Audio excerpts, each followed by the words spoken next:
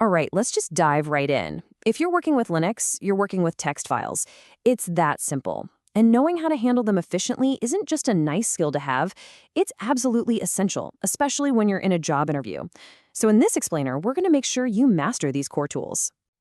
So let's paint a picture. I'm sure you've been there. You're staring down a log file that's absolutely massive, maybe gigabytes in size. And somewhere, deep inside all that text, is the one piece of information you need to solve a critical problem. You can almost feel the pressure, right? Well, here's the good news. You don't need to panic. Linux comes with a beautiful set of sharp, powerful tools designed for exactly this kind of situation.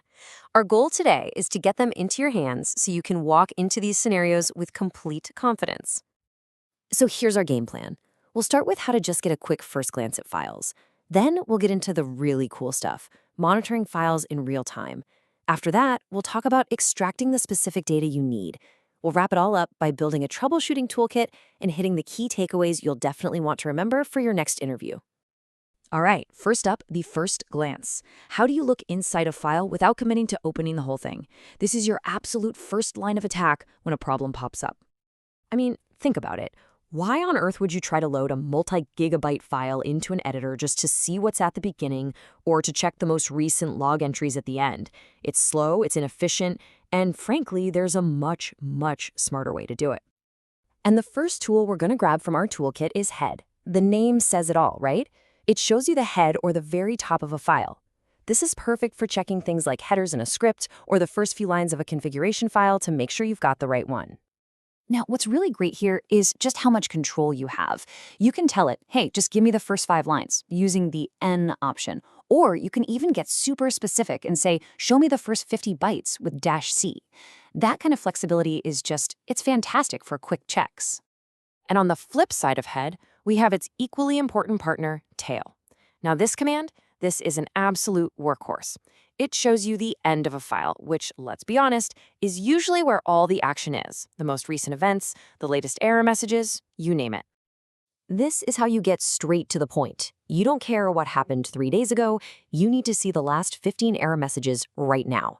Boom, tail-n15. It's that simple, and you're going to be using it all the time. So let's just boil it down real quick. Head is for the beginning, tail is for the end. You use head to preview config files. You use tail to check what's happening in your logs right now.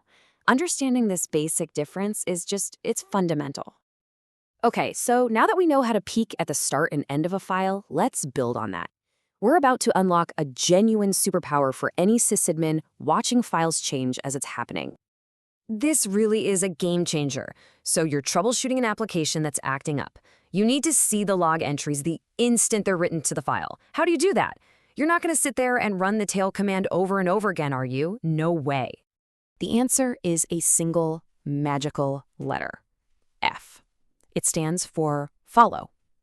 And when you add it to your tail command, you're telling it, hey, don't just show me the end of the file and stop. I want you to sit here and follow it and show me any new lines as they get added. It literally turns your terminal into a live feed. And the power here is just undeniable. You run one simple command, and suddenly you have a live window into what your system is doing. Now listen up, because this is important. If you are ever in an interview for a Linux admin job, you will be asked about this. Knowing tail-f isn't just a good idea, it's completely non-negotiable. All right, so we can view files, we can monitor them in real time, but what if we need to get more granular? Let's move from looking at whole lines to surgically extracting specific pieces of data from those lines. This is about precision. And for this job, our tool of choice is cut. I want you to think of it like a scalpel for your text files. It lets you slice out the exact columns or fields of data you're interested in and just throw the rest away. This is incredibly useful when you're dealing with structured data. So for example, the /etc/password file uses colons to separate information. You can tell cut, hey, use a colon as the delimiter with -d, and then just give me the first field with -f1. And just like that, you have a clean list of every single username on the system. It's perfect for system files or any kind of CSV data. You know, a true professional knows that these tools are amazing on their own, but they're even better together. So let's level up. Let's talk about how to combine them and how to fix some of the common problems you're definitely going to run into. The secret weapon for combining commands is the pipe, that little vertical bar on your keyboard. What it does is simple but so powerful. It takes the output from the command on the left and feeds it directly into the input of the command on the right. So look at this example.